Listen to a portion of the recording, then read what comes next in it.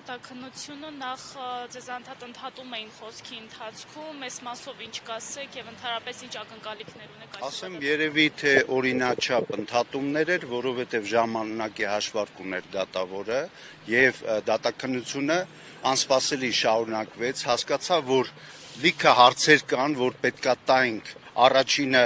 պետական կառավարման լիազոր մարմնի ղեկավարին, այսինքն Ժաննա Անդրեասյանին, որը դիտավորյալ ներկա չի գտնվել, իսկ այն երիտասարդը ընդհանրապես իրավասու չի, իրազեկված չի այս գործողությունների մասով, ինքը ուղղակի իրավաբանական կողմն է ապահովում, հետևաբար դատավորը նույնպես պարտավոր էր Ժաննա Անդրեասյանին հրավիրել հաջորդ դատաքննությանը եւ իմ կարծիքով իմ միջնորդությունը այս անգամ կանցնի, չեմ կարծում, որ տիկին Ժաննա Անդրեասյանը մինչև հաջորդ նիստը պաշտոնից կհեռացվի, որովհետև ցանկացածը իր արած չարածի համար պետքա պատասխան տա եւ այդ հարցերը կուղղվեն իրան։ Ասեմ, որ այն ինչ որ ուզում էի ասեի, որ Ժաննա Անդրեասյանը նախորդիվ արկա է նաեւ գործ Կարին Տոնոյան եւ Արա Զորաբյանը նույնպես դատի են տվել, մի քիչ այլ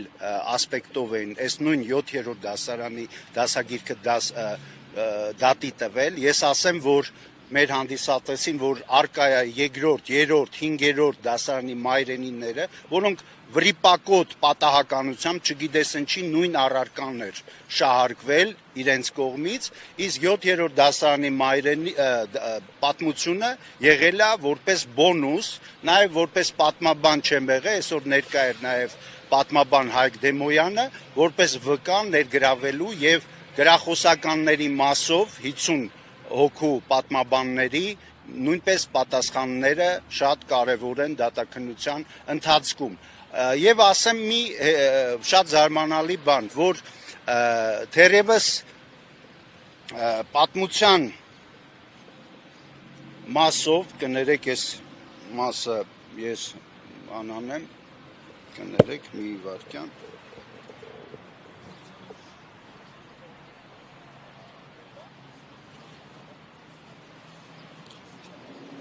ուրեմն ես նաև պետք է հարցում տայ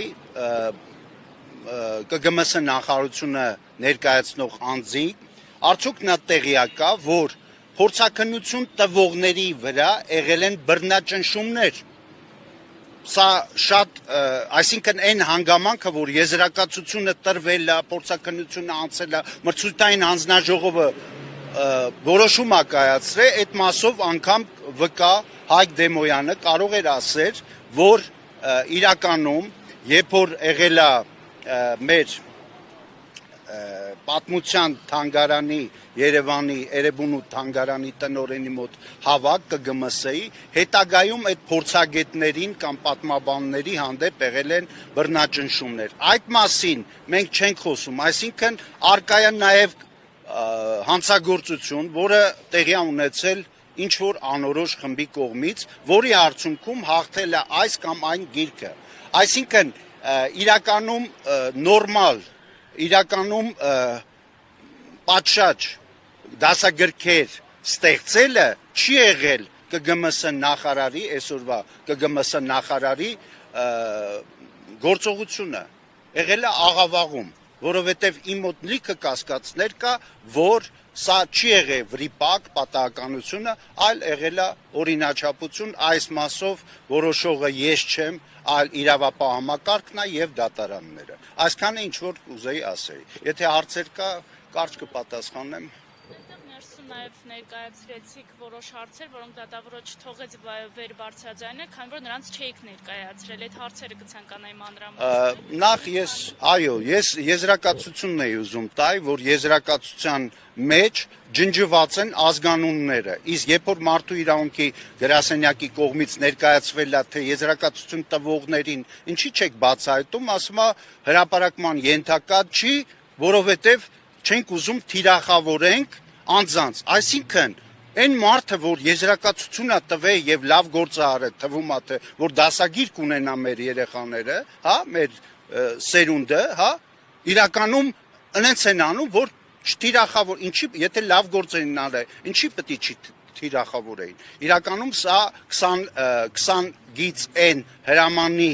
մեկնաբանումն է 27-րդ կետը, որտեղ նախապես Ժաննա Անդրեասյանը լինելով փոխնախարար այդ ժամանակ կայացրել է որոշում, ապօրինի որոշում, որպեսզի կոչկի այն ինչ որ կանի հետագայում, այսինքն 23 թվին, 24 թվին, 25 թվին, եթե մնա նախարար, բայց